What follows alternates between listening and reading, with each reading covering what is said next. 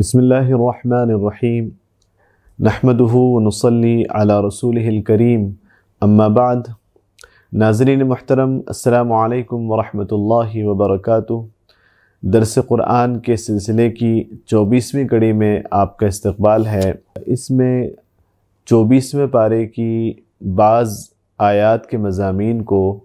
بہت مختصر انداز میں آپ کے سامنے پیش کیا جا رہا ہے۔ اعوذ باللہ من الشیطان الرجیم، بسم اللہ الرحمن الرحیم۔ فمن اظلم ممن كذب على الله وكذب بالصدق اذ جاءه أليس في جہنم مثوى للكافرین۔ سورۃ الزمر جاری ہے۔ اللہ تعالیٰ کا ارشاد ہے کہ اس سے بڑھ کر ظالم کون ہو سکتا ہے جو اللہ پر جھوٹ گھڑے اور جو سچائی کو جھٹلا دے جبکہ وہ خود اس کے پاس آئی ہو، یعنی جو حق نبی کے ذریعے سے انسان تک پہنچ جائے اور اس کے بعد انسان اسے رد کر دے، ٹھکرا دے، اور اس سچائی کو قبول نہ کر کے اپنے بنائے ہوئے گھڑے ہوئے اپنی قوم کے، اپنے پوروجوں کے گھڑے ہوئے من گھڑت دین کو اللہ کی طرف منسوب کرے اور اس کو اللہ کے دین کی حیثیت سے قبول کرے، اس سے بڑھ کر ظالم کون ہو سکتا ہے۔ فرمایا کہ الیس فی جہنم مثوی للکافرین، ایسے لوگ جو منکرین حق ہیں ان کا ٹھکانہ جہنم ہے۔ اس کے مقابلے میں والذی جاء بالصدق، وہ جو سچائی لے کر آیا یعنی اللہ کا نبی، وصدق بہ، اور وہ جس نے اس سچائی کو مانا، اولئک ھم المتقون، یہ وہ لوگ ہیں جو دنیا میں بھی غلط روش سے بچنے والے ہیں اور آخرت میں اللہ کے عذاب سے بچنے والے اور نجات پانے والے ہیں۔ اس کے بعد جیسا کہ پہلے بھی بار بار یہ آیا ہے کہ مکے کے لوگ اللہ کو آسمان و زمین کا خالق مانتے تھے، تو فرمایا گیا وَلَئِن سَأَلْتَهُم مَّنْ خَلَقَ السَّمَاوَاتِ وَالْأَرْضَ لَيَقُولُنَّ اللَّهُ، اگر آپ ان سے سوال کریں کہ کس نے آسمانوں اور زمین کو بنایا تو یہ جواب دیں گے، ضرور یہی جواب دیں گے، اللہ نے بنایا۔ پھر آپ ان سے سوال کیجئے أَفَرَأَيْتُم مَّا تَدْعُونَ مِن دُونِ اللَّهِ إِنْ أَرَادَنِيَ اللَّهُ بِضُرٍّ هَلْ هُنَّ كَاشِفَاتُ ضُرِّهِ، کہ جن کو تم خدا مانتے ہو، جن مختلف ہستیوں کو تم اللہ کی جگہ خدا مانتے ہو، الہ مانتے ہو، تم یہ بتاؤ کہ اگر اللہ مجھے کوئی نقصان پہنچا دے، تکلیف پہنچانے کا ارادہ کر لے، تو کیا وہ میری تکلیف دور کر سکتی ہیں؟ یعنی کیا ان کے ہاتھ میں نفع ہے، نقصان ہے، پریشانیوں کو دور کرنا ہے، قسمتوں کو بنانا ہے؟ جب وہ بالکل او ارادنی برحمت هل هن ممسکات رحمتی، یا اللہ تعالیٰ مجھ پر کوئی انعام کرنا چاہے، مجھ پر کوئی نوازش کرنا چاہے، تو کیا وہ اللہ کی نوازش کو روک سکتی ہیں؟ یعنی نہ نفع پہنچا سکتی نہ نقصان پہنچا سکتی، تو پھر ایسی ہستیوں کو تم خدا کیوں مانتے ہو؟ قل حسبی اللہ علیہ یتوکل المتوکلون، آپ کہیے کہ اللہ ہی کافی ہے میرے لیے اور ان لوگوں کے لیے جو اللہ کو مانتے ہیں، صرف اللہ کی ذات کافی ہے، وہ اکیلا خدا ہے، وہی خالق، مالک، رازق، رب، الہ، معبود ہے، اور وہی تقدیر کا بنانے والا، قسمتوں کا سنوارنے والا، دعاؤں کا قبول کرنے والا، مشکلات و پریشانیوں میں، مصیبتوں میں مدد کرنے والا، آسانیاں اور آسائشیں پیدا کرنے والا، انعام کرنے والا، نوازنے والا، جس کو جو کچھ ملتا ہے اسی کی طرف سے ملتا ہے، اور جو جس چیز سے محروم ہوتا ہے وہ اسی وجہ سے محروم ہوتا ہے کہ اللہ نے اس کو نہ دینے کا فیصلہ کیا۔ علیہ یتوکل المتوکلون، اسی پر بھروسہ کرنے والوں کو بھروسہ کرنا چاہیے۔ اس کے بعد یہ فرمایا گیا کہ میں اپنا کام کر رہا ہوں، تم اپنا کام کیے جاؤ۔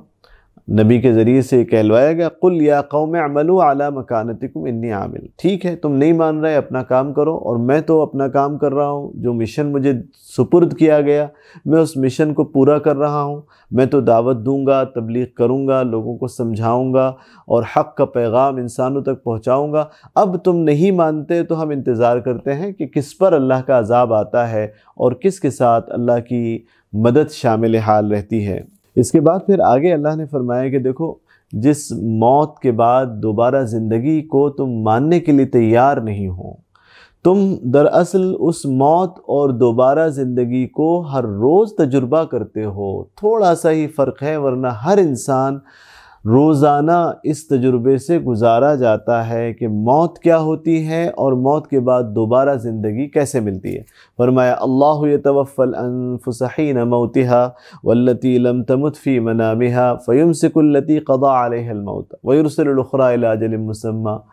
نیند موت کی بہن ہے۔ جب انسان سو جاتا ہے تو وہ اسی طرح سے اس کی حالت ہوتی ہے جیسے کہ وہ مر گیا، اور اس کے بعد جب صبح وہ بیدار ہوتا ہے تو اس کا شعور واپس آتا ہے، اس کو احساس ہوتا ہے کہ اب وہ زندہ ہے، اس کے ہاتھ پیر پر اس کا اختیار ہے۔ ایک وہ لاشعوری تھی جس کے اندر اسے کوئی احساس ہی نہیں تھا کہ وہ کہاں ہے، کیا ہو رہا ہے، آس پاس کون ہے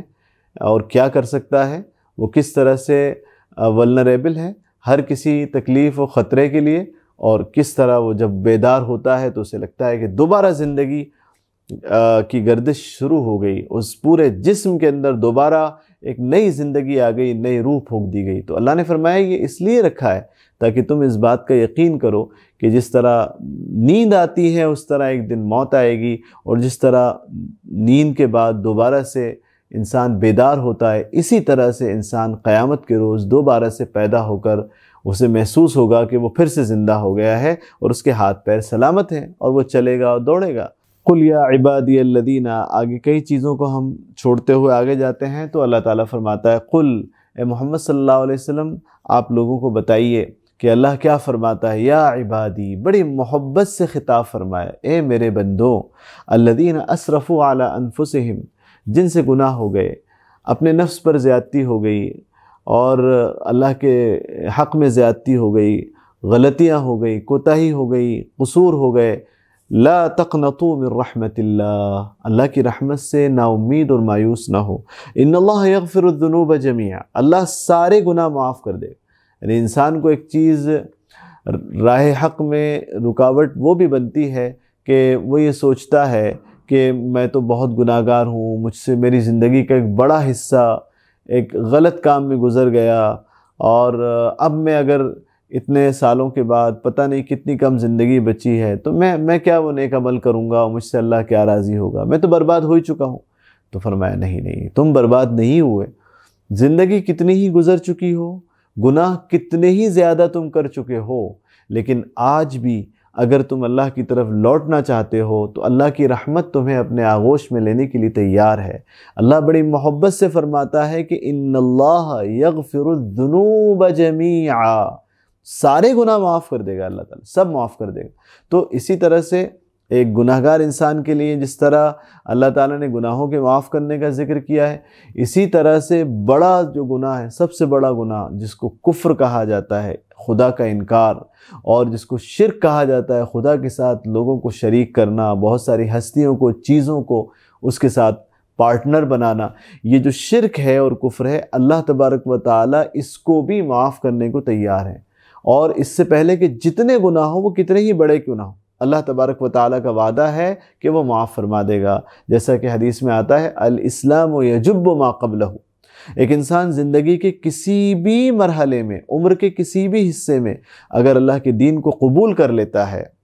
اور مسلمان ہو جاتا ہے تو اس کے پچھلے سارے گناہ معاف کرنے کی گارنٹی ہے اللہ کی طرف سے۔ کیسے ہی بڑے گناہ کیوں، اللہ تعالیٰ معاف کر دیتا ہے۔ اب اس کی زندگی سنور جائے اور وہ اللہ کی رضا کے مطابق زندگی گزارے تو اس کے پچھلی زندگی کا حساب نہیں لیا جائے گا۔ اس کے بعد فرمایا کہ گناہ معاف کرنے کے لیے صرف یہ نہیں کہ توبہ کر لو، بلکہ وَأَنِيبُوا إِلَىٰ رَبِّكُمْ وَأَسْلِمُوا لَهُ، کہ تم اللہ کی طرف لوٹ کر آ جاؤ۔ لوٹ کر آنے کا مطلب ہے گناہ کی زندگی چھوڑ دو،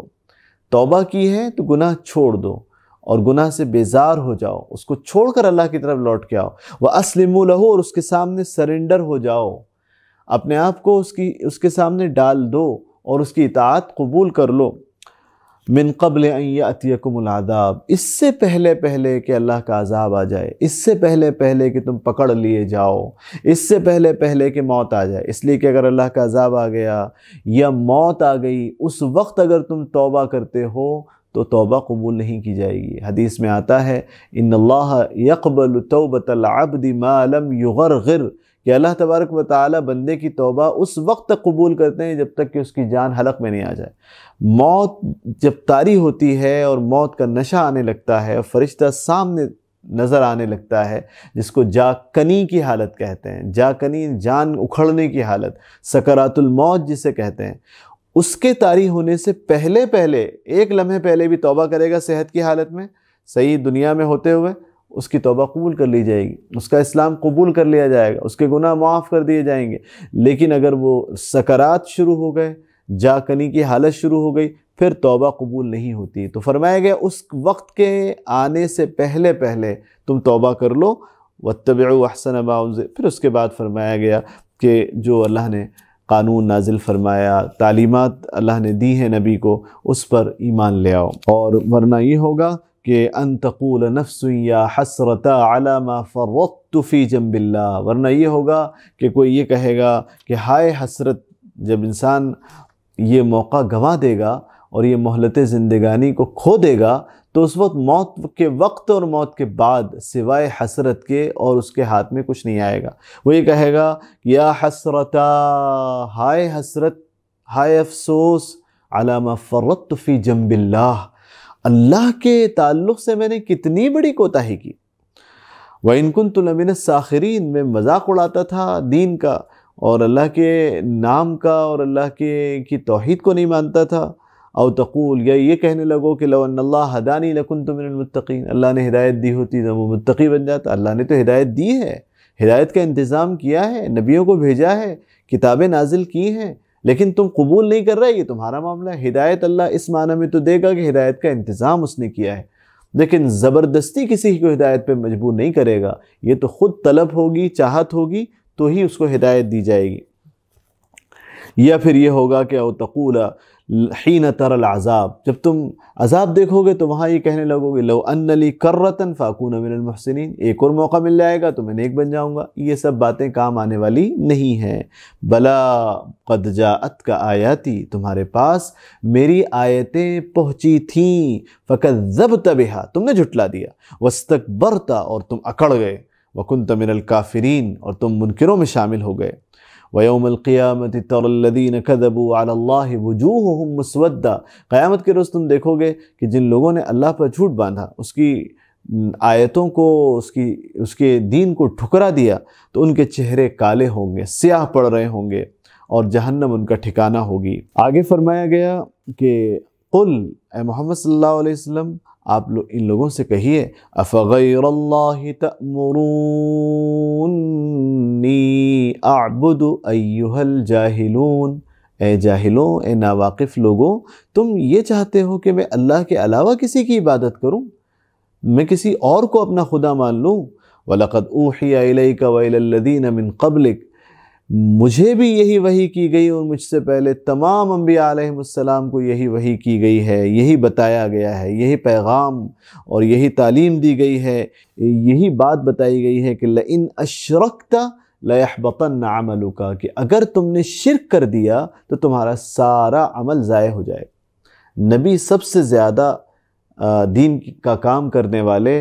اور اعمال صالحہ کرنے والے ہوتے ہیں، لیکن اگر ہر نبی سے اللہ نے یہی فرمایا کہ اگر تم نے شرک کر دیا تو تم نے کتنی ہی نیکیاں کی ہوں، کوئی نیکی قبول نہیں کی جائے گی۔ اس سے معلوم ہوا کہ اللہ کو سب سے زیادہ جس چیز پر غیرت ہے وہ اس بات پر ہے کہ کوئی اس کے علاوہ کسی کو خدا مان لے۔ اللہ اسے برداشت نہیں کرتا، اسے گوارا نہیں کرتا، کیونکہ اگر شرک نہیں ہے تو اللہ بہت سارے گناہ معاف فرما سکتا ہے، لیکن اگر شرک ہے تو پھر کوئی گناہ معاف نہیں ہوگا۔ فرمایا بل اللہ فاعبد وکن من الشاکرین، صرف اللہ کی عبادت کرو اور شکر گزار بندے بنو۔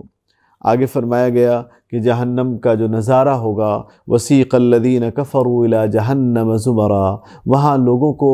جہنم کی طرف لے جایا جا رہا ہوگا جماعت در جماعت، گروہ بنا بنا کے ان کو جہنم کی طرف کھینچ کر ہانک کر لے جایا جا رہا ہوگا، حتی اذا جاؤہا، جب وہ جہنم کے قریب پہنچیں گے تب اچانک ان کے لیے دروازے کھولے جائیں گے، وفتحت ابوابہا، اور وقال لہم خزنتہا، خازن اور اس کی جمع خزنہ، جہنم کے ذمہ دار و منتظم فرشتوں کو کہا جاتا ہے، اور ان سب کے جو سردار ہوں گے ان کا نام ہوگا مالک۔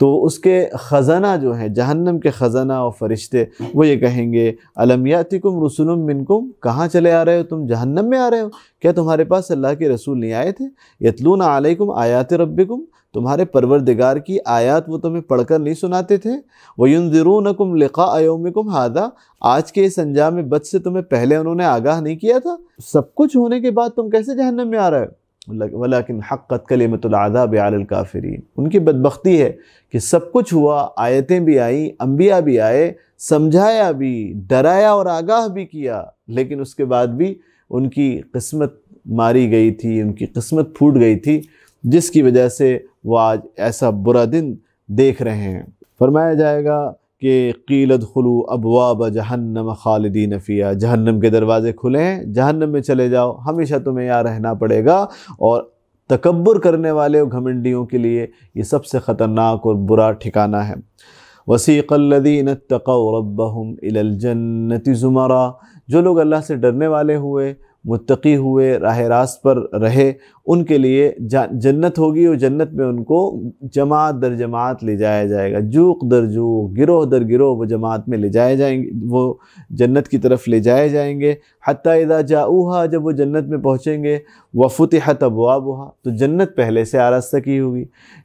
جہنم کا تذکرہ کیا تو جہنم میں جب پہنچیں گے تو اچانک دروازے کھولے جائیں گے اور اس کے بعد انہیں پھینک دیا جائے گا۔ لیکن جنت کی طرف جو جنتیوں کو لے جایا جائے گا، وفتحت ابوابہا، ان کے لیے جنت پہلے سے سجی ہوئی ہوگی اور اس کی خوشبوئیں مہک رہی ہوں گی، اس کے دروازے کھلے ہوئے ہوں گے۔ جب یہ پہنچیں گے تو دروازے کھلے ہوئے ہوں گے، اور وقال لہم خزنتہا، اور جنت کے جو فرشتے ہوں گے وہ کہیں گے سلام علیکم، سلام ہو تم پر، طبتم، مبارک ہو، تم تو بڑے اچھے لوگ ہو، فادخلوہا خالدین، آؤ جنت میں آ جاؤ، تم یہاں ہمیشہ رہو گے۔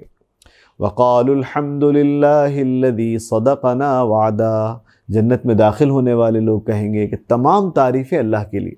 وہاں بھی وہ اکڑیں گے نہیں، پھولیں گے نہیں، کیونکہ ان کا مزاج ہی یہ ہوگا۔ دنیا میں جو جنتی لوگ آخرت میں جنت میں جانے والے ہیں، ان کا دنیا میں مزاج تواضع ہوتا ہے، انکساری ہوتا ہے، اللہ کے سامنے جھکنا ہوتا ہے، اپنی بڑائی سے اپنے آپ کو بچانا ہوتا ہے، اللہ کی بڑائی کا اظہار ہوتا ہے، اس کی حمد و ثنا اور اس کا شکر ہی وہ ادا کرتے ہیں۔ اپنی کسی نیکی پر پھولتے نہیں، تکبر نہیں کرتے، اپنے آپ کو بڑا اور اچھا اور نیک و متقی نہیں سمجھتے۔ تو جنت میں بھی جا کر وہ یہ نہیں کہیں گے کہ ارے واہ دیکھو ہم آج کامیاب ہو گئے اور ہماری نیکیاں آج کام آ گئیں، اور ہم دیکھو آج ہم نے وہاں پہ کیا نیک کام کیے تھے کہ جنت مل رہی۔ ایسا قطعاً نہیں کہیں گے۔ وہ کیا کہیں گے؟ الحمدللہ، تعریف تو اس خدا کی ہے، الذی صدقنا وعدہ، جس نے اپنا وعدہ سچ کر دکھایا۔ ایک دوسری جگہ فرمایا گیا وقالوا الحمدللہ الذی ہدانا لہذا وما كنا لنہتدی لولا ان ہدانا اللہ، وہ کہیں گے کہ اللہ کی تعریف اور اسی کے لیے شکر ہے کہ اس نے ہمیں جنت تک پہنچا دیا، اگر اللہ کی رحمت نہ ہوتی تو ہم جنت تک پہنچنے والے نہیں تھے۔ تو اللہ ہی کی تعریف وہ بیان کریں گے اور کہیں گے وَأَوْرَثَنَا الْأَرْضَ، اللہ نے زمین کا ہمیں وارث بنا دیے، جنت کی زمین کے وارث بنے، اور نَتَبَوَّأُ مِنَ الْجَنَّةِ حَيْثُ نَشَاءُ، جہاں چاہیں جنت پوری ہماری، جہاں چاہیں رہیں ٹھہرے، فَنِعْمَ أَجْرُ الْعَامِلِينَ، تو بہترین ٹھکانہ ہے جنت کے لوگوں کے لیے۔ سورہ مؤمن پڑھی گئی۔ سورہ مؤمن کو سورہ غافر بھی کہا جاتا ہے۔ اللہ تعالیٰ نے فرمایا حامیم تنزیل الکتاب من اللہ العزیز العلیم، حامیم یہ کتاب اس اللہ کی طرف سے نازل کی گئی ہے جو بڑا زبردست ہے، ہر چیز کا جاننے والا ہے، غافر الذنب گناہوں کو معاف کرنے والا، قابل التوب توبہ کا قبول کرنے والا، شدید العقاب ذی الطول بڑا طاقتور بھی ہے، زبردست بھی ہے، اور عذاب دینے پہ آئے تو بڑا سخت عذاب دینے والا بھی۔ یہ اللہ کی صفات ہیں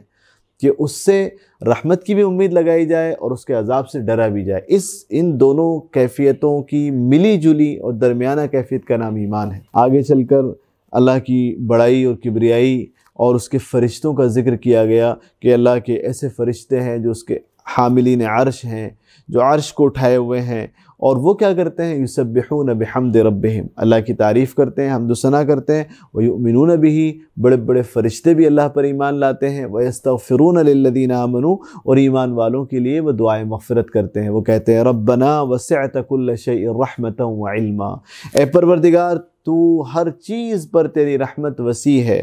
تیرا علم ہر چیز سے بڑا ہے، فاغفر للذین تابوا واتبعوا سبیلک وقہم عذاب الجحیم، اے پروردگار جن جن گناہ گاروں نے توبہ کی ہو ان کی توبہ قبول فرما اور ان کو جہنم کے عذاب سے بچا لے۔ ربنا وادخلہم، اے پروردگار تو ان کو جنت میں داخل فرما جس کا تو نے وعدہ کیا، ان کو بھی داخل فرما اور ان کے آبا و اجداد کو بھی داخل فرما اور ان کے بچوں کو، ان کی ذریت کو، ان کی بیویوں کو بھی داخل فرما جو بھی نیک ہوں۔ تو اس سے پتہ چلا کہ یہ کتنے زیادہ فرشتے ہم سے محبت رکھتے ہیں، کیونکہ فرشتوں کا انداز یہی ہے اور یہی اللہ تعالیٰ بندوں سے بھی چاہتا ہے کہ بندے دوسرے انسانوں سے ایسی محبت رکھیں جیسے اپنے سے رکھتے ہیں، کیونکہ یہ جانتے ہو تم کہ اللہ تبارک و تعالیٰ ایک ہے اور یہ ساری مخلوقات اس کی مخلوق ہیں، تو جب یہ میرے اللہ کی مخلوق ہے تو مجھے اللہ سے محبت ہے، اس کی مخلوق سے بھی محبت ہونی چاہیے۔ یہی انداز اور یہی ایٹیٹیوڈ فرشتوں کا ہے کہ وہ کہتے ہیں کہ رب ہمارا مولا اللہ ہے اور ہم اللہ سے محبت کرتے ہیں تو اللہ کی مخلوق سے بھی ہمیں محبت ہے، اس کے نیک بندوں سے بھی ہمیں محبت ہے۔ اور فرمایا کہ وقہم عذاب وقہم السیئات، اللہ انہیں برے انجام سے بچا، گناہوں سے بچا۔ وَإِنَّ الَّذِينَ كَفَرُوا يُنَادَوْنَ، کہ لیکن اس کے مقابلے میں جو لوگ کافر ہیں، منکر ہیں، حق کا انکار کرنے والے ہیں، ینادون، ان کو آواز دی جائے گی اور ان سے کہا جائے گا لمقت اللہ اکبر من مقتکم انفسکم، کہ آج تم اپنا برا انجام دے کر جس قدر کڑھ رہے ہو اور جس قدر اس چیز سے بیزار ہو رہے ہو، اللہ تبارک و تعالی اس وقت کتنا کڑتا تھا جب تم کو ایمان کی دعوت دی جاتی تھی اور تم انکار کرتے تھے۔ تم سے کہا جاتا تھا کہ اللہ کو مانو اور تم منع کر دیا کرتے تھے۔ تم سے کہا جاتا تھا کہ وہ خدا جس نے تمہیں بنایا ہے، تمہیں روزی دیتا ہے، اس کو خدا مان لو، اور تم کہتے تھے ہم نہیں مانیں گے۔ اللہ کو کتنی تکلیف ہوتی تھی، اللہ تبارک و تعالی کتنا ناراض ہوتا تھا اس بات سے۔ فرمایا کہ اللہ اس سے زیادہ ناراض ہوتا ہے، لمقت اللہ اکبر من مقتکم۔ فرمایا کہ وہ لوگ یہ کہیں گے قالوا ربنا امتنا اثنتین واحییتنا اثنتین، وہ کہیں گے پروردگار سب صحیح فرما رہا ہے تو، ربنا اے ہمارے پروردگار، امتنا اثنتین، تو نے ہمیں 2 مرتبہ موت دی، واحییتنا اثنتین، تو نے ہمیں 2 مرتبہ زندگی دی، یعنی پہلے ہم موت سے ہماری شروعات ہوئی، ہم کچھ نہیں تھے، پھر تو نے ہمیں زندگی دی، اس کے بعد پھر ہمیں موت دی، ہم مر گئے، اور پھر اس کے بعد تو نے ہمیں دوبارہ زندہ کیا اور آج ہم زندہ ہیں۔ جس طرح آج ہم زندہ ہیں، نابود اور نیست تھے، نہیں تھے اور آج زندہ ہیں، کل جو لوگ اللہ کے منکر ہیں وہ کل زندہ ہوں گے اور وہ یہ کہیں گے کہ اب 4تھے مرحلے میں ہم آ گئے ہیں، ہم اس وقت 2سرے مرحلے میں ہیں، موت کے بعد زندگی کے، اور وہ 4تھے مرحلے میں ہوں گے کہ موت کے بعد زندگی، پھر موت، پھر زندگی۔ تو وہ کہیں گے اللہ یہ مکمل ہو گیا، یہ پوری سیریز مکمل ہو گئی کہ 2 مرتبہ ہمیں زندگی ملی، 2 مرتبہ موت ملی، تو 2 مرتبہ موت بھی گزر گئی اور اب 1 مرتبہ زندگی گزر گئی اور اب 1 مرتبہ پھر سے زندگی آ گئی ہے۔ فاعترفنا بذنوبنا، ہم اپنے گناہوں کو مانتے ہیں، اقرار کرتے ہیں، اعتراف کرتے ہیں۔ فہل الی خروج من سبیل، اب کیا جہنم سے نکلنے کا، اس مصیبت سے بچنے کا کوئی راستہ ہے؟ تو اللہ فرمائے گا اب راستہ نہیں ہے، مہلت گزر چکی، ٹائم آؤٹ ہو چکا، وقت نکل چکا ہے اور ایگزام از اوور، اب اس کے بعد کوئی دوبارہ سے موقع نہیں دیا جائے گا۔ ذالکم بانہ اذا دعی اللہ وحدہ کفرتم، اس لیے کہ تم دنیا میں ایک اللہ کی جب دعوت دی جاتی تھی، ایک اللہ کو پکارا جاتا تھا، اس کی آواز لگائی جاتی تھی تو تم اس کا انکار کر دیا کرتے تھے۔ وَإِن يُشْرَكْ بِهِ تُؤْمِنُوا، ہاں لیکن اسی اللہ کے ساتھ کئی شریک ٹھہرائے جاتے تھے تو تم ایمان لے آتے تھے۔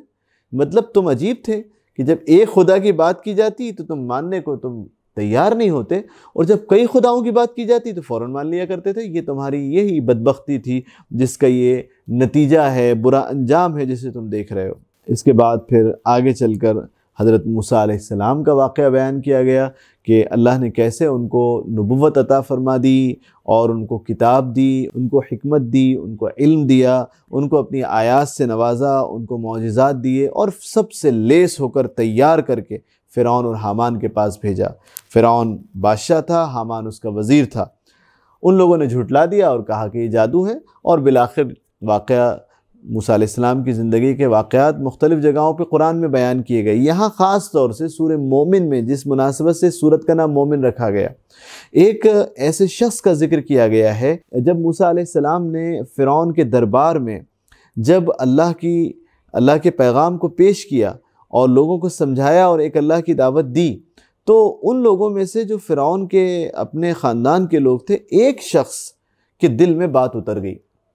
اور وہ دل سے مسلمان ہو گیا۔ اس نے اپنے ایمان کا اظہار نہیں کیا، لیکن موسیٰ علیہ السلام کی بات اس کے دل میں اتر گئی اور وہ اللہ پر ایمان لے آیا۔ اس نے اپنے ایمان کا اظہار نہیں کیا۔ وقت گزرتا چلا گیا اور بالآخر وہ وقت آیا جب فرعون نے حضرت موسیٰ علیہ السلام کو قتل کرنے کا اعلان کر دیا۔ وقال فرعون ذرونی اقتل موسیٰ ولیدع ربہ۔ فرعون نے کہا کہ بہت ہو گیا، اب مجھے اجازت دو کہ میں موسیٰ کو قتل کر دوں، اب میں موسیٰ کو مار ڈالوں گا۔ ولیدع ربہ، وہ کرے اپنے رب سے دعائیں، وہ بلا لے اپنے رب کو اور اپنے اللہ کو، میں اس کو قتل کروں گا۔ انی اخاف ان یبدل دینکم او ان یظہر فی الارض الفساد۔ اے مصر کے واسیوں، میں یہ سمجھتا ہوں کہ یہ شخص تمہارے لیے بڑا خطرناک ہے، یہ موسیٰ تمہارے دین کو بدل دے گا اور تمہاری پوری زمین میں فساد پھیلا دے گا، مصر کو تباہ کرنے والا ہے، اس لیے میں اسے قتل کرنے جا رہا ہوں۔ فرعون نے بھرے دربار میں موسیٰ علیہ السلام کو قتل کرنے کا اعلان کر دیا۔ اس موقع پر وقال رجل مؤمن من آل فرعون يكتم ایمانه اتقتلون رجلا ان يقول ربی اللہ وقد جاءکم بالبینات من ربکم۔ آل فرعون یعنی فرعون کے اپنے رشتہ داروں میں سے ایک اس شخص نے، جس کو کہا گیا رجل مومن، اس شخص نے جو ایمان لے آیا تھا، یکتم ایمانہ، لیکن ابھی تک اپنے ایمان کو چھپائے ہوئے تھا۔ جب اس مرد حق اور نبی وقت کے قتل کا اعلان کر دیا گیا تو اب اس سے اس کا ایمان چھپا نہیں رہا، اور اس نے سب کے سامنے یہ کہا کہ کیسی بات کرتے ہو تم لوگ، تو اے دربار کے لوگوں کیسی بات تم کرتے ہو، اتقتلون رجلا، کیا تم ایک انسان کو صرف اس وجہ سے قتل کرتے ہو کہ وہ یہ کہتا ہے کہ میرا رب اللہ ہے؟ یہ قصور ہے اسے قتل کرنے کا؟ ایک شخص کو اس لیے مارا جائے، اس لیے ستایا جائے، اس کو اس لیے پرسیکیوٹ کیا جائے کہ وہ اس کائنات کے ایک رب کو مانتا ہے، وہ اللہ کو مانتا ہے، اس وجہ سے مارا جا رہا ہے۔ یہ بھول رہے ہو کہ جو رب اللہ موجود ہے وہ کیا حال کرے گا تمہارا، تو تم اس جرم کی سزا میں اسے قتل کر رہے ہو کہ وہ اللہ کو رب مانتا ہے۔ اور دوسری بات یہ ہے کہ جو وہ بات کہہ رہا ہے اس پر وہ دلیل بھی دے رہا ہے۔ وَقَدْ جَاءَكُمْ بِالْبَيِّنَاتِ مِن رَبِّكُمْ، کھلی ہوئی دلیلیں اور معجزے وہ لے کر آیا ہے۔ اور اس نے کہا کہ وَإِن يَكُ كَاذِبًا فَعَلَيْهِ كَذِبُهُ، اے میرے بھائیوں، میرے ساتھیوں، اگر موسیٰ علیہ السلام، اگر یہ شخص جھوٹ بول رہا ہے تو اس کے جھوٹ کا نقصان اسے ہوگا، لیکن یہ بھی تو سوچو وَإِن يَكُ صَادِقًا، اگر وہ سچا نکلا تو يُصِبْكُمْ بَعْضُ الَّذِي يَعِدُكُمْ، تو اگر سوچو کہ اگر موسیٰ سچے نکلے اور وہ جس عذاب کی تمہیں دھمکی دے رہے ہیں اس کا کچھ حصہ بھی اگر تمہیں پہنچ گیا تو تم کیسے بچو گے اللہ کے عذاب سے۔ اس کے بعد اس شخص نے کہا یا قوم لکم الملک اليوم ظاہرین فی الارض، اے میری قوم کے لوگوں، میرے خاندان کے لوگوں، اے آل فرعون، آج تمہارے پاس اقتدار ہے، ستہ ہے، تم آج اس کے نشے میں چور ہو، لیکن یہ ہمیشہ باقی نہیں رہے گی۔ لکم الملک اليوم ظاہرین فی الارض فمن ینصرنا من بأس اللہ ان جاءنا، لیکن اس چھوٹی سی زمین پر تمہیں اگر اختیار حاصل ہو گیا تو تم یہ بھول رہے ہو کہ اس کائنات کا مالک، جو تمہاری اپنی زندگیوں کا بھی مالک ہے، اگر اس کا عذاب آ گیا تو تمہیں کون بچا سکے گا؟ تمہاری حکومت تمہیں بچائے گی؟ تمہاری فوجیں اللہ کے عذاب سے لڑ لیں گی؟ کون اللہ کے عذاب سے بچائے گا تمہیں؟ اس نے کہا کہ تو اب فرعون پریشان ہو گیا کہ یہ کوئی اسرائیلی شخص نہیں ہے، حضرت موسیٰ کے خاندان کا نہیں ہے کہ وہ بولے تو اس کی زبان کاٹ لی جائے، یہ تو ہمارے خاندان کا لوگ ہے۔ فرعون سارے دربار کے لوگوں کو بڑے بڑے سرداروں سے بات کر رہا ہے، انہی میں سے ایک سردار ایسی بات کر رہا ہے، تو اب ان کو اس طرح سے تو کچل نہیں سکتا۔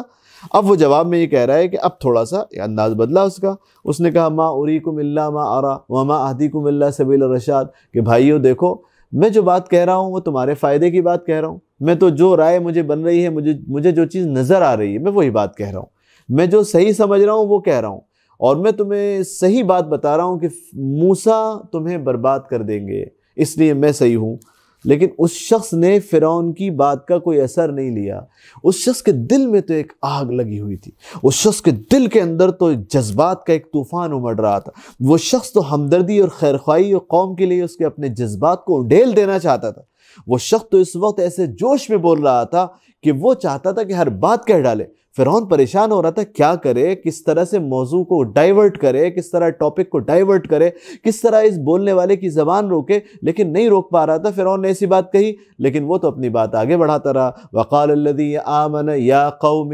جو ایمان لایا تھا وہ شخص، اس نے یہ کہا، اے میری قوم کے لوگوں، انی اخاف علیکم مثل یوم الاحزاب، مجھے اس وقت ڈر ہو رہا ہے میری قوم کے لوگوں کہ جس طرح اس سے پہلے قوم عاد تباہ ہوئی، قوم سمود تباہ ہوئی، قوم نوح تباہ ہوئی، اور ان سے پہلے اور ان کے بعد جتنی بڑی بڑی قوموں پر اللہ کے عذاب آئے ہیں۔ اے آل فرعون، مجھے ڈر ہے کہ تم یہ موسیٰ اللہ کے نبی کو اگر جھٹلاؤ گے تو تم پر بھی وہ عذاب آئے گا، اور یہ دنیا کا عذاب ہے، اور میری قوم کے لوگوں، میں اس آخرت کے عذاب سے بھی تم پہ ڈر رہا ہوں۔ وَيَا قَوْمِ إِنِّي أَخَافُ عَلَيْكُمْ يَوْمَ التَّنَادِ، وہ دن، قیامت کا دن جو تناد کا دن ہے۔ تنادی کہا جاتا ہے ایک دوسرے کو چیخنے پکارنے کا، جہاں ظالم ایک دوسرے کو پکاریں گے، چلائیں گے، لیکن ان کا پکارنا اور چیخنا کام نہیں آئے گا۔ یوم تولون مدبرین، جب تم پلٹ پلٹ کے بھاگ رہے ہوگے، ما لکم من اللہ من عاصم، اللہ کے عذاب سے تمہیں کوئی بچانے والا نہیں ہوگا۔ اس نے پھر بات کو آگے بڑھائی اور کہا کہ دیکھو، جو دعوت موسیٰ آج تمہیں دے رہے ہیں، یاد کرو ذرا پہلے، اس فرعون سے پہلے، وَلَقَدْ جَاءَكُمْ يُوسُفُ مِن قَبْلُ بِالْبَيِّنَاتِ، اس سے پہلے اللہ کا ایک بندہ یوسف بھی آیا تھا، وہ بھی یہی تعلیم دیتا تھا۔ لوگ اصل میں شرک کرنے والے، کئی خداؤں کو ماننے والے، بار بار یہ حوالہ دیتے ہیں اپنے پوروجوں کا، اپنے آبا و اجداد کا، لیکن نبی یہ کہتے ہیں کہ تمہارے پوروج قریب کے ہیں، لیکن اصل جو تمہارے پوروج ہیں وہ تو توحید کی تعلیم دیتے تھے۔ فرعون کہتا تھا کہ آبا و اجداد کا دین تو یہ ہے، لیکن اس شخص نے کہا ذرا اور پہلے جاؤ، ان آبا و اجداد سے ذرا اور پہلے جاؤ تو تمہیں ملے گا کہ ایک بندہ اور آیا تھا جس کا نام تھا سیدنا یوسف علیہ السلام۔ انہوں نے یہی ایک اللہ کی تعلیم دی، ایک ہی اللہ کی دعوت دی، اور اس کے بعد فما زلتم فی شک مما جاءکم بہ، جب تک وہ زندہ رہے تم ان کے بارے میں شک کرتے رہے، حتی اذا ہلک، جب یوسف کا انتقال ہو گیا تب تمہیں ان کی قدر ہوئی اور تم نے کہا لن یبعث اللہ من بعدہ رسولا، ان کے بعد تو اللہ ایسا رسول بھیجے گا ہی نہیں۔ تو ان کے جیتے جی تم نے ان کی قدر نہیں کی، ان کے مرنے کے بعد تمہیں ان کی قدر ہوئی اور ان کی اہمیت کا احساس ہوا۔ آج یہ موسیٰ تمہارے درمیان ہیں، ان کی قدر کر لو، ان پر ایمان لے آؤ۔ یہ بھی چلے گئے، اللہ نے اس نبی کو بھی اٹھا لیا اور اللہ کا عذاب آ گیا، تو تم کہاں بھاگو گے، کیسے بچو گے، اور کیسا تمہارا نقصان و خسارہ ہوگا۔ اس نے سمجھایا۔ فرعون پریشان ہو گیا۔ فرعون نے کہا کہ کیا کیا جائے اس کو؟ فرعون نے کہا وقال فرعون یا حامان ابن لی صرحا لعلی، فرعون کو کچھ سجھائی نہیں دے رہا تھا۔ اس نے کہا کچھ تو کہا جائے، کچھ تھوڑا سا ہنسی مذاقی کر لیا جائے۔ اس نے کہا ارے حامان سنو، اب موسیٰ یہ کہتے ہیں کہ اللہ آسمان میں ایسا کرو حامان کہ ایک ذرا بڑی عمارت تو بناؤ، اے وزیر حامان ایک بڑی عمارت بناؤ، اونچی عمارت، جو میں اس عمارت پہ چڑھوں گا اور وہاں چڑھ کر دیکھوں گا کہ کہاں ہے موسیٰ کا خدا۔ ایک عجیب سی بات تھی، ایک ٹھٹا تھا، ایک مذاق تھا، صرف ٹاپک ڈائیورٹ کرنا چاہتا تھا یہ کہا کہ وَإِنِّي لَأَظُنُّهُ كَاذِبًا، میں تو سمجھتا ہوں موسیٰ جھوٹ بول رہے ہیں، کوئی اللہ نہیں ہے اوپر، حامان جلدی سے ایک بڑی بلڈنگ تیار کرو، میں چڑھ کے دیکھوں گا، اس طرح کی بات کی۔ لیکن وہ بندہ مومن تو سننے کو تیار نہیں تھا، وہ تو اس کی بات کا جواب نہیں دیا، وہ تو اپنی بات کہتا رہا۔ اس نے کہا وقال الذی آمن یا قوم، اے میری قوم کے لوگوں، اتبعونی،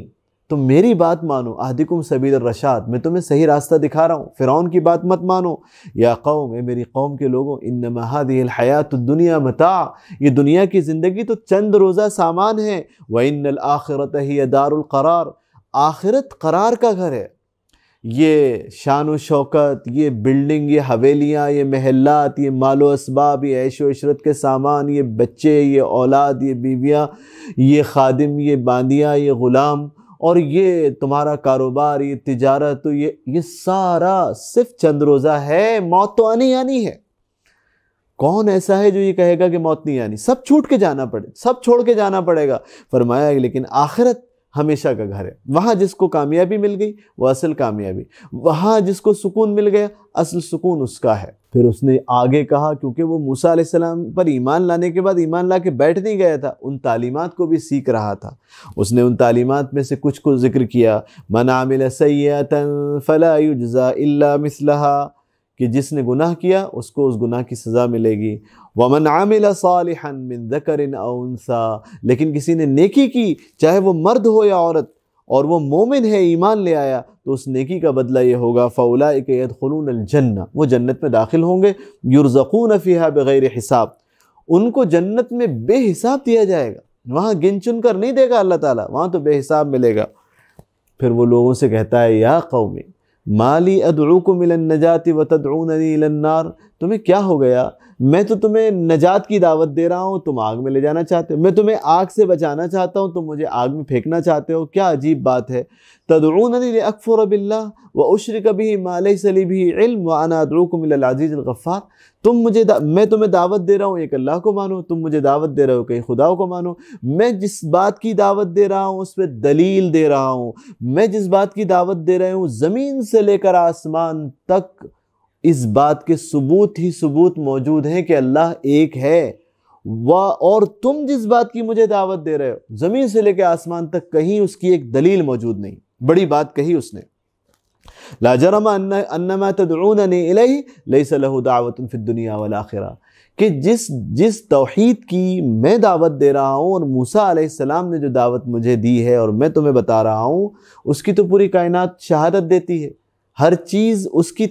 توثیق کرتی ہے، ہر چیز اس کی سچائی ثابت کرتی ہے، لیکن جس شرک میں تم مبتلا ہو اور جس شرک کی طرف تم مجھے واپس بلانا چاہتے ہو، اس شرک کی زمین سے لے کر آسمان تک کہیں ایک دلیل بھی موجود نہیں ہے۔ بہرحال اس نے، ان لوگوں نے دھمکیاں دیں، سب کچھ کہا، فرعون نے بھی کہا، لیکن اس نے کہا فَسَتَذْكُرُونَ مَا أَقُولُ لَكُمْ، آج جو میں تم سے کہہ رہا ہوں مجھے تو مار لو گے، اس سے زیادہ اور کیا کرو گے، لیکن تم یاد کرو گے جو باتیں میں نے آج تم سے کہی ہیں، وَأُفَوِّضُ أَمْرِي إِلَى اللَّهِ، میں اپنا معاملہ اللہ کے سپرد کرتا ہوں، مجھے کوئی ڈر و خوف نہیں ہے، میں اپنا معاملہ اللہ کے حوالے کرتا ہوں، اللہ دیکھ رہا ہے۔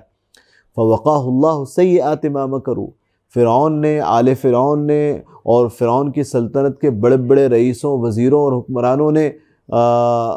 جو اس کے ماتحت تھے، ان سب نے مل کر اس ایک مرد مومن کے خلاف خوب سازشیں کی، بہت چاہا کہ اس کو کسی طرح سے دبا دیں، کچل دیں، ختم کر دیں، لیکن اللہ نے سب سے بچا لیا۔ اللہ اگر چاہتا ہے تو کتنی پوری تاریخ شاہد ہے، ایک بندہ ہوتا ہے اور پوری قوم اور پوری بادشاہت مل کر اسے مٹانے کے در پہ ہوتی ہے، وہ نہیں مٹا پاتے، اللہ اس کی مدد کرتا ہے۔ آل فرعون کے اس مومن مرد کو، صالح مرد کو اللہ نے بچا لیا، پورا مصر مل کر، آل فرعون مل کر، سلطنت مصر مل کر اس کا کچھ نہیں بگاڑ پائی، اور بگڑا کس کا؟ آل فرعون کا۔ اس سے پتہ چلا کہ حضرت محمد صلی اللہ علیہ وسلم کی قوم کو یہ واقعہ سنایا گیا کہ تم دیکھو جو کام کر رہے ہو وہ فرعون بھی پہلے کر چکا ہے، لیکن وہ کسی کا کچھ نہیں بگاڑ پایا، فرعون کا کیا انجام ہوا تم جانتے ہو، تو اگر تم اسی روش پر چلو گے تو تمہیں بھی ہلاکت اور تباہی کا سامنا کرنا پڑے گا۔ اللہ تو اپنے بندوں کی حفاظت کرے گا، جس طرح اسے ایک مومن کی حفاظت کی تھی، اسی طرح ان مومن بندوں کی بھی اللہ حفاظت فرمائے گا۔ اس کے بعد آگے چل کر اللہ تبارک و تعالیٰ نے اور بھی بہت ساری تعلیمات بیان کی ہیں، جن میں سے بعض کے مضامین، بلکہ اکثر مضامین پہلے بھی آتے رہے ہیں۔ ہم سورہ حامیم السجدہ کی طرف چلتے ہیں۔ حامیم السجدہ جو ہے 24ویں پارے کی، وہ صورت ہے جس کا ایک پس منظر ہے، قریش کے لوگوں کے پاس عتبہ ابن ربیعہ جو بڑا سردار تھا وہ آیا، اور اس نے کہا کہ تم مجھے اگر یہ اتھارٹی دیتے ہو کہ میں تم لوگوں کی طرف سے جا کر محمد سے صلی اللہ علیہ وسلم ملاقات کرتا ہوں اور تم سب کے بہاف پر میں کچھ باتیں ان کے سامنے پیش کروں گا، کچھ پیشکش رکھوں گا، اگر وہ اسے مان لیتے ہیں تو یہ اس قوم میں افراتفری پھیل گئی ہے اور ہمارا دین خطرے میں ہے اور قوم کے اتحاد خطرے میں ہے، تو ہم اس مصیبت سے نجات پا لیں گے اور ہم کچھ صلح کر لیں گے۔ اس نے ان لوگوں کو وہ باتیں بتائیں اور سب اس پر راضی ہو گئے کہ عتبہ جاؤ اور محمد سے بات کر لو۔ عتبہ آیا بڑی شان و شوکت کے ساتھ، بڑا انسان تھا اور اس نے بہت کچھ دیکھا تھا دنیا میں، وہ اللہ کے نبی صلی اللہ علیہ وسلم محمد صلی اللہ علیہ وسلم کے پاس آیا اور اس نے آ کر کہا کہ بھتیجے میں کچھ بہت سنجیدہ باتیں تم سے کرنے کے لیے آیا ہوں، اور اس کے بعد میں تمہاری رائے جاننا چاہتا ہوں کہ تم اس کا جواب کیا دیتے ہو۔ اللہ کے نبی صلی اللہ علیہ وسلم نے فرمایا کہ ٹھیک ہے عتبہ، تم اپنی بات کہو، میں سن رہا ہوں۔ عتبہ نے کہا کہ دیکھو بھتیجے، تم جس دین کو لے کر آئے ہو اس کی وجہ سے قوم میں افراتفری پھیل گئی ہے، بیٹا باپ سے، بیوی شوہر سے، بھائی بھائی سے جدا ہو گیا، اور قوم میں ایک انتشار ہے۔ تو تمہاری قوم نے مجھے نمائندہ بنایا ہے، میں کچھ پیشکشیں لے کر آیا ہوں، اگر تم قبول کرتے ہو تو ہم سب کا بھلا ہے۔ وہ کیا ہے کہ اگر تم جو دین لے کر آئے ہو، جو تم نے معاملہ اٹھایا ہے، جو تم دعوت دے رہے ہو، اگر اس کا مقصد تمہارا یہ ہے کہ تم مال کماؤ، تو ہم سب مل کر اپنا اپنا مال جمع کر کے تمہارے سامنے اتنا مال کا ڈھیر لگا دیں گے کہ تم ہم میں سب سے زیادہ مالدار بن جاؤ گے۔ اور اگر تمہارا مقصد سرداری ہے تو ہم سب تمہیں اپنا سردار بنا لیتے ہیں، اتفاق رائے سے پوری قوم تیار ہے۔ اور اگر تم بادشاہت چاہتے ہو تو ہمارے ہاں تو بادشاہت کا رواج نہیں، لیکن تمہاری خاطر ہم بادشاہی نظام بھی شروع کر سکتے ہیں اور ہم تمہیں بادشاہ بنا لیں گے، اتفاق رائے سے تمہاری قوم اس پر تیار ہے۔ اور اگر تمہیں واقعی کوئی پرابلم ہے کہ تمہیں کوئی جن آتا ہے تمہارے اوپر، اور اس جن اور کسی اثر کی وجہ سے تم ایسا کرتے ہو، تو ہم تمہارا علاج کراتے ہیں، تمہاری مدد کریں گے۔ اور اگر تم کسی بڑے خاندان میں شادی کرنا چاہتے ہو، ہم وہ بھی کرا دیں گے، جو چاہو ہم تمہارے ساتھ کرنے کو تیار ہیں، لیکن تم اپنا یہ دین چھوڑ دو، تم اپنی یہ دعوت ختم کر دو۔ اللہ کے نبی صلی اللہ علیہ وسلم نے سب کچھ سنا خاموشی کے ساتھ۔ اس کے بعد کہا کہ اے ابو الولید، کیا تم اپنی بات کہہ چکے؟ تو انہوں نے کہا ہاں میں اپنی بات اب کہہ چکا ہوں، اب تم اپنی بات کہو۔ اللہ کے نبی صلی اللہ علیہ وسلم نے جواب میں کوئی اپنی بات نہیں کہی، قرآن کی یہ سورہ حامیم پڑھنا شروع کر دی۔ ابو الولید پیچھے ہاتھ رکھ کر اس طرح سے ٹیک لگا کر بیٹھ گیا، اور اللہ کے نبی صلی اللہ علیہ وسلم نے یہ پڑھنا شروع کیا، حامیم تنزیل من الرحمن الرحیم، یہ بڑے رحمان الرحیم کی طرف سے نازل کیا ہوا کلام ہے۔ کتاب فصلت آیاتہ، یہ پڑھتے یہ ہوا کہ وہ بہت غور سے سنتا رہا، اور اس کے بعد یہ آیتیں آئیں کہ فَإِنْ أَعْرَضُوا، اگر یہ ماننے کو تیار نہیں ہے تو فَقُلْ، آپ محمد صلی اللہ علیہ وسلم اس قوم کو بتا دیجئے، أَنذَرْتُكُمْ صَاعِقَةً مِثْلَ صَاعِقَةِ عَادٍ وَثَمُودَ، کہ جس طرح قوم عاد کو تباہ کیا گیا، قوم سمود کو تباہ کیا گیا، اسی طرح کا عذاب تم پر بھی نازل ہو جائے گا اللہ کا، اس سے میں تمہیں ڈراتا ہوں۔ تو ابو الولید نے، عتبہ نے اللہ کے نبی صلی اللہ علیہ وسلم کے منہ پہ ہاتھ رکھ لیا کہ بس کرو اے محمد۔ اسے اس قرآن کی اس تاثیر میں، قرآن کی اس اثر انگیزی کا یہ عالم تھا کہ عتبہ اس کو سنا جا رہا تھا، اور اس کو ایسا محسوس ہوا کہ اللہ کا عذاب بس آ رہا ہے، یعنی اللہ کا کلام تھا، وہ تو عربی زبان جانتے تھے، تو عتبہ کو ایسا محسوس ہوا اللہ بات کر رہا ہے، بات کرتے کرتے اللہ دھمکی دے رہا ہے، دیکھو مان جاؤ ورنہ ابھی عذاب آ جائے۔ تو اس نے منہ پہ اے محمد بس کرو، اپنی قوم پہ رحم کرو۔ اور اس کے بعد وہ اٹھ کر چلا گیا، کوئی جواب نہیں دیا، اور اس کے بعد چلا گیا، اور وہ چھوٹا سا منہ لے کر لوگوں کے پاس پہنچا، تو لوگ کہنے لگے کہ ابو الولید پر بھی محمد نے جادو کر دیا۔ اس کے بعد اس نے آ کر کہا کہ میں نے ایسا کلام سنا ہے کہ آج تک میں نے ایسا کلام اس سے پہلے کبھی نہیں سنا، میں تم کو ایک بہت مخلصانہ مشورہ دیتا ہوں، اپنے آدمیوں سے کہہ رہا ہے، قریش کے لوگوں سے کہہ رہا ہے کہ تم کو ایک بہت مخلصانہ مشورہ دیتا ہوں کہ میری رائے یہ ہے کہ تم اس شخص کو اس کے حال پر چھوڑ دو، آگے چل کر اگر یہ کامیاب ہوتا ہے تو تمہاری اس میں عزت ہے، تمہارا انعام ہوگا، تمہارے رشتہ دار ہے، تمہاری قوم کا فرد ہے، تمہاری قبیلے کا ہے، اور اگر یہ ناکام ہوتا ہے تو دنیا سے ختم کر دے گی، تمہیں ضرورت نہیں پڑے گی۔ یہ اس نے بات کہی، اور اس کے بعد لوگوں نے کہا کہ نہیں بھائی، تمہارے اوپر بھی جادو ہو گیا، اس لیے تمہاری کوئی بات ہم ماننے کو تیار نہیں۔ تو یہ آیت قرآن کی اثر انگیزی کا یہ عالم تھا، اسی کو وہ لوگ سحر کہا کرتے تھے، جادو کہا کرتے تھے۔ اس میں جو مضمون بیان کیا گیا ہے وہ آپ پڑھیے گا، مطالعہ کیجیے گا، میں اس کا ترجمہ نہیں بتاؤں گا، وقت ہو گیا۔ آپ سورہ حامیم سجدہ کا مطالعہ کیجیے، پڑھیے، تاکہ آپ کو معلوم ہو کہ وہ کیا انداز تھا قرآن کا، جس کی وجہ سے عتبہ کا یہ حال ہو گیا۔ اس کے بعد آگے چل کر اللہ تعالیٰ نے فرمایا کہ جب قیامت کے روز اللہ حساب لے گا تو اس وقت یہ عالم ہوگا کہ ہر چیز گواہی دے گی، کھال بھی بولے گی، اور انسان کے ہاتھ پیر اور اس کی زبان، اس کی آنکھیں، ہر چیز اللہ سے بات کرے گی اور اللہ کو گواہی دے گی ان کاموں کی جو ان ہاتھوں پیروں اور مختلف اعضاء سے اس شخص نے کام کیے ہوں گے۔ تو وہ کہیں گے کہ لما شہدتم علینا، اپنی کھال سے کہیں گے کہ تم ہمارے خلاف کیوں ہو گئے؟ تو جواب میں وہ کہیں گے کہ انطقنا اللہ الذی انطق کل شیء،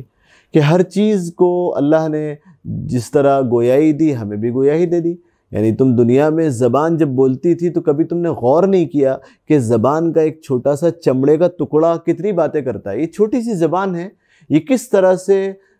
ہزاروں زبانیں، ہزاروں لینگویجز اس زبان سے بولی جاتی، کتنے سارے الفاظ اس زبان سے ادا ہوتے ہیں۔ یہ چھوٹی سی زبان ہی تو ہے، کبھی تم نے اس پہ غور نہیں کیا، تعجب نہیں کیا کہ اللہ نے اس کے اندر بولنے کی صلاحیت کیسے دے دی؟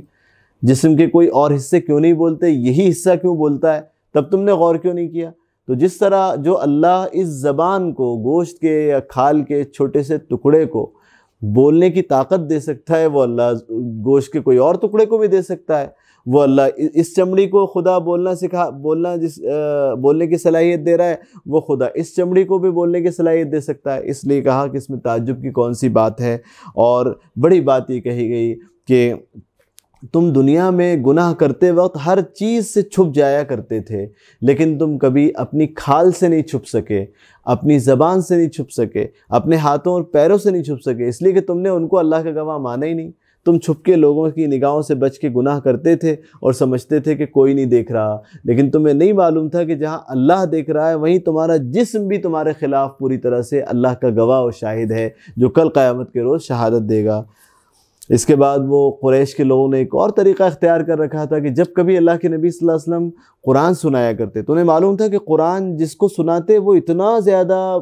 متاثر ہو جاتا کہ اس کی دنیا بدل جاتی۔ تو اس کے لیے انہوں نے ایک اور طریقہ اختیار کیا کہ جب کبھی آپ قرآن سناتے تو یہ غدر کیا کرتے تھے، غدر بچاتے تھے۔ کچھ لوگ پیچھے پڑے رہتے آپ کے، جب کبھی آپ کسی کو قرآن سناتے تو یہ لوگ چلا چوٹ کرتے اور غدر، اسی کو قرآن میں کہا گیا وقال الذین کفروا، ایک یہ ہتھ کنڈا اختیار کیا لا تسمعوا لهذا القرآن، اس قرآن کو مت سنو، والغوا فیہ، جب یہ پڑھا جائے تو خوب چلا چوٹ کرو، آوازیں نکالو، بیکار کی باتیں کرو، لعلکم تغلبون، تاکہ تم کامیاب ہو جاؤ، غالب آ جاؤ اور محمد صلی اللہ علیہ وسلم کامیاب نہ ہو سکیں۔ قیامت میں جس طرح سے لوگ ظالموں کو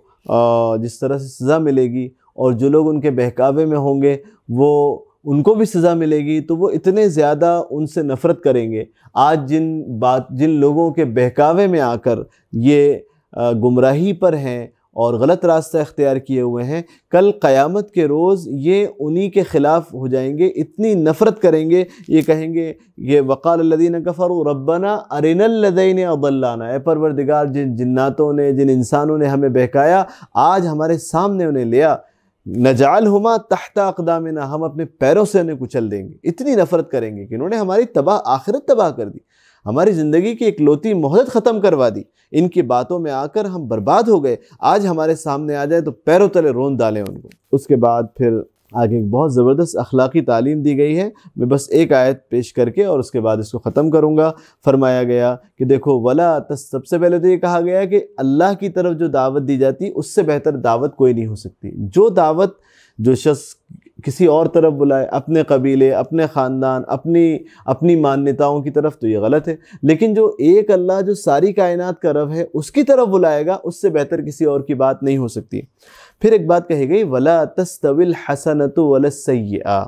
کہ نیکی اور برائی برابر نہیں ہو سکتی۔ فرمایا ادفع باللتی ہی احسن، کوئی برائی کرے تو اس کے جواب میں تم اچھائی کرو، برائی کا بدلہ اچھائی سے دو، تو اس کا نتیجہ یہ ہوگا کہ تمہارا دشمن بھی جگری دوست بن جائے گا۔ یعنی ایک تو یہ ہے کہ برائی کے مقابلے میں تم برائی کر سکتے ہو، بدلہ لے سکتے ہو، انتقام لے سکتے ہو، لیکن اگر تم برائی کو معاف کر دو تو یہ بھی بڑی بات ہے،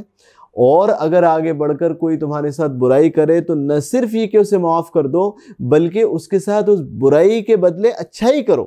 تو نتیجہ کیا ہوگا کہ وہ تمہارا دشمن ہے تو دوست بن جائے گا اور جگری دوست بن جائے گا۔ فرمایا لیکن وَمَا يُلَقَّاهَا إِلَّا الَّذِينَ صَبَرُوا، لیکن اس میں بڑی صبر و برداشت چاہیے، بڑا تحمل چاہیے۔ وَمَا يُلَقَّاهَا إِلَّا ذُو حَظٍّ عَظِيمٍ، لیکن جس کو یہ صفت مل جاتی ہے وہ بڑا قسمت والا انسان ہے، یعنی جس میں یہ صفت پیدا ہو جائے کہ وہ انسانوں سے نفرت نہیں کرے، وہ کسی کی ناخوشگوار بات کو معاف کر دے، کسی نے کوئی برائی کی، نقصان پہنچانے کی کوشش کی، یہ اس کے ساتھ برائی نہ کرے، یہ اس کے ساتھ بھلائی کرے، یہ اس کے ساتھ ہمدردی اور خیرخواہی کرے، تو پھر کیا ہوتا ہے کہ دنیا میں محبتیں پھیلتی ہیں، لوگ اس شخص سے محبت کرنے لگ جاتے ہیں اور اللہ تبارک و تعالی راضی ہوتا ہے۔ وآخر دعوانا ان الحمد للہ رب العالمین، والسلام علیکم ورحمۃ اللہ وبرکاتہ۔